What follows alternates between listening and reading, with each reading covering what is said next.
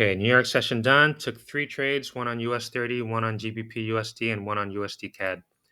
US30 hard time frame breakout levels are mostly bearish. Weekly and daily are bearish. Monthly is still bullish. Peak bias are bearish. We faked out that previous month high. That's the first sign of a reversal, faking out the previous peak, but that reversal is not confirmed until it gets below the monthly breakout level. Last week closed as a bullish breakout week. I'm bullish above the breakout level and bearish below. And this one actually did flip that breakout level. We flipped a breakout high and trading below it. So remember, these flips of breakout levels, they only occur at swing points. They don't occur at anywhere else on the chart except at swing points. So whenever I see that flip, a flip of a breakout high trading below it, or a flip of a breakout low and trading above it, that means that we're at a possible swing point, and that creates a peak formation right at the top here. And I don't want to be trading with that peak to that peak formation. I always want to be trading away from it. So US30, lots of confluence pushing this market down. And what I saw on the day is a bearish breakout day. So again, I mark off those breakout levels. I'm bullish above, overall bearish below on these breakout levels. And then coming into NY Equity Open, 8:30 p.m. in Jakarta, we broke out below the H8 breakout level. So H8 traders are in breakout.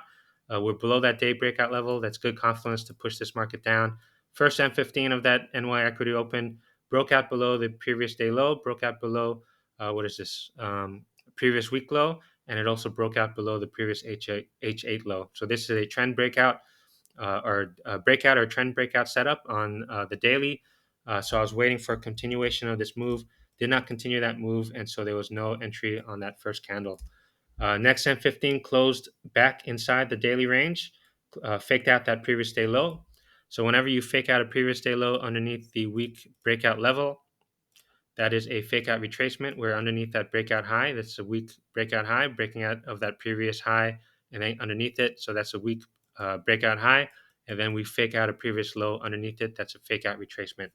So after I saw that fake out of the previous day low, I was expecting a move back up to the breakout level. But there's lots of hard time frame confluence pushing down. So this would have been a risky buy, but I was still interested in taking it because there's plenty of room up to that weak breakout high. So I don't want to trade when everything is pushing down. So I'm waiting for the H8 breakout level to flip. Again, these breakout levels flip, then I'm overall bullish on these time frames. But right now, the H8 traders are still in breakout until price can get above this H8 breakout level. So did not get above. It ended up faking out and continued staying down. And then I wasn't interested in US30 until price finally broke out of all those levels on this candle. So this is the first candle that broke out. First candle after that initial push. First candle that broke out below all those levels again. And I ended up taking this straight off the M15. So breakout trades are risky. Most breakouts fail. So whenever I take a breakout, it's always one bar stop. High risk, high reward. So I took this down to the next breakout level on the weekly right here. And so once price came down here, I took partials at 2R. Reason why I took partials is because higher time frames are starting to turn bearish. I like that fake out of the previous month high. That's the first sign of a reversal. So I'm going to try to hold this on down until the monthly breakout level. And that's it. So that's the trade I took. Took partials, and then I went break even with the runners, and now holding on to this. So I took this as a breakout setup here. Had lots of confluence pushing this down. 91.7% confluence. All those levels were bearish. Trend analysis all the way near the bottom there. 72.7%. That means all the breakout buys and the peak buys are in my direction, and so want to be selling. I don't want to be buying something like this. So breakout setup on the daily, but the move that I really preferred was actually on the weekly right here. We flipped that breakout level and then got below the previous week low, broke out below that previous week low. So flipping the breakout high, that's a false breakout. And then when you get below the previous low underneath that breakout level, that turns it into a trend breakout. So recently I've renamed this. It's now trend reversal. The reason why is that this move right here, breaking out of the previous week low below that breakout level, that reverses the previous trend. So previously the trend was all bullish, but once that breakout level gets flipped, this last bullish bar, once this gets flipped and then price gets below the previous bar's low, that turns into a new trend. That's the way that I read price action. But this new trend is not confirmed until the bar actually closes. So this is still an aggressive entry, but it's fine. Usually I'll take these sort of entries. I'll look for higher time frames, push, and then I go in aggressively on in the lower time frames, and that's how I trade. Um, so it's always good to know how to read price action in one time frame. So I can see all of this happen. All of this I can see all in one time frame, and I read this price action on every single time frame exactly the same way. So I read the M15 exactly the same way that I read the weekly, in the same way that I read the H1. So that's the trade I took on US30, and then I also took one on GBPUSD. This one, hard time frame breakout levels, all bearish. We broke out below the peak bias as well. So everything bearish, looking to take it down. 100% of everything I'm looking for was satisfied, looking to take this down. So this is a trend breakout setup. We're breaking out of that previous week breakout low, and then breaking out below a previous week low. So when you're below the week breakout low, breaking out below a previous week low bar, broke out below it, and then breaking out below that previous low, all these arrows at the end of my charts turn into trend breakouts. So again, I renamed this. This is still a trend breakout, but the one inside after the fake out, I'm calling it a trend reversal. But this one out here is a trend breakout. This means that the peak isn't locked in, and price is still continuing towards creating a new swing point. So the way that I trade, market goes from swing point to swing point. That's how I believe the market moves. It always goes swing point to swing point. And right now, the swing point is not confirmed yet because it broke out below the previous week low and broke out below week breakout low. That's a trend breakout. So took this straight off the M15, broke out right here. This one has everything I'm looking for, 100% confidence. All levels are bearish. And so took this straight off the M15. One bar stop. I survived this pullback. I think a little bit higher than this. I just survived that, and I just continued to hold this market down. No targets for me on this one. So usually when there's no targets, I'm just trailing the move, holding this until it takes me out, maybe until this monthly. Oh wait, this is on the weekly, so I did not see that. Yeah, so there was no targets for me. Um, Usually on breakouts, I'm just trailing the move. But this is late at night for me, so at right around midnight, I went break even and still continuing to hold on to this.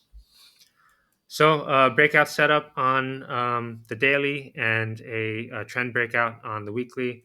Um, didn't take any partials on this. Probably would have taken partials around here if I had seen it, but I went to bed, so did not see this move up. I definitely hate to see pullbacks like this without taking anything. So, but at the same time, I also need to see some sort of logic in taking the partials. So I probably wouldn't have taken partials anyways. So, yeah, so still in this one. And then last trade I took was on USDCAD. Hard time frame breakout levels all bullish. Peak bias are bullish as well. And this one, there was an inside day.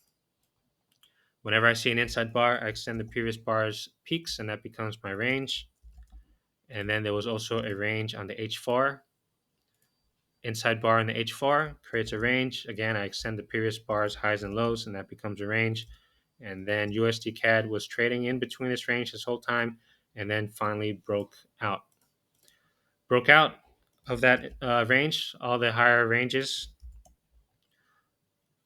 on this candle, and then I ended up attempting a breakout trade based off of that thesis. So again, breakout trades, I take one bar stops and was looking to take this up. Next M15 didn't trigger me in. This was probably a dead giveaway not to enter this trade, but the next one did and didn't work out. Initially had a nice push and then came back down and took me out. So the reason why I say this is probably not a good one to take is this bar close inside bar. And so whenever there's an inside bar, I extend that previous bar's peaks. And so don't like to trade like this. Um, Actually, it's a good idea to take it above. And yeah, just ended up did not work out. In hindsight, I probably shouldn't have taken this because the previous day low was right here, but the day range was here. Um, no, I think this was still okay. Yeah, I'm trying to decide if this was a valid trade or not, a valid breakout. Usually, if I need to think about it, it usually means no. But when I'm looking at it, I think it was a valid breakout to take. Broke out. Yeah, I think it's a valid breakout to take. I generally don't like to trade breakouts. It's not my favorite trades to take because, like I say, most breakouts fail. But recently, there's been lots of breakout moves in the market, so I'm trying to um, maybe make a bit more rules to prevent these sort of losses. There's, of course, there's no such thing as 100% win rate on setups, but if I can find some sort of pattern on why I shouldn't be taking a breakout like this, then of course I'm going to be looking into it and changing some of my rules. But in this case, I did like the move, everything bullish. Um, yeah, I mean, look at all that 100% confidence to push this up. There's no way I'd be taking reversals here. Everything 100%. So the cycles at the bottom, they're all in trend breakout. So yeah, this is just one of those things where a breakout fails. Most breakouts fail. You just gotta get used to it. If this had continued up, I would probably be thinking about a move up to the previous year high or high of the year. And so it's to me, this is a move that was worth taking. It just didn't work out, and that's it. Took those trades. Didn't see anything on NAS SPX. I also like SPX. Um, what I saw on SPX, I was actually looking for a buy on SPX, and the reason why. Hold on a second. I'm just looking at my separate monitor. It's Asia session right now. I'm just seeing if anything is still some time.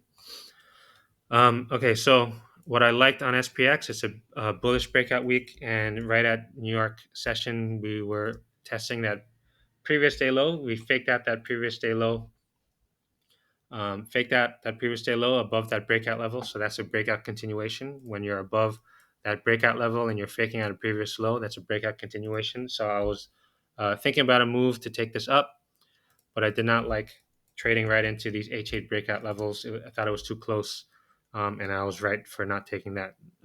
Yeah, so this ended up reversing, and that was it. So this was the initial one that I was looking for, but did not see anything else on anything else.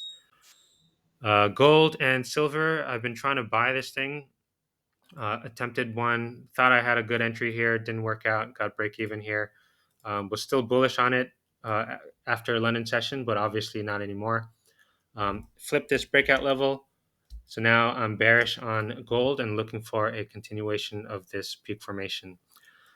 So this is the sexy move that everybody likes to see, but this is not the setup for me. I don't like to take a setup like this.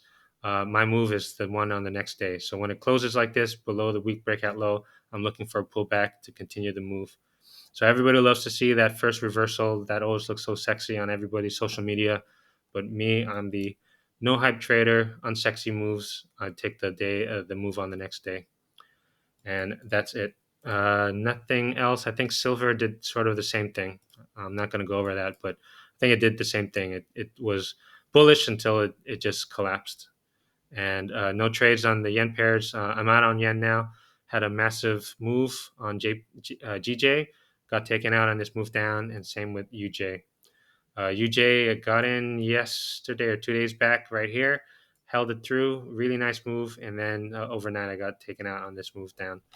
And yeah, so no, nothing set up on the JPY pairs yesterday. It was a reversal. I was looking for a possible, or I expected a reversal back down, but I'm not going to take reversals when everything is all bullish. Same thing like gold. I don't want to time reversals. I'm always going to look for trend trades. And that's it. Now I'm trading Asia session right now, but I don't see anything that I like just yet. And we'll continue on that. Okay, so that's it.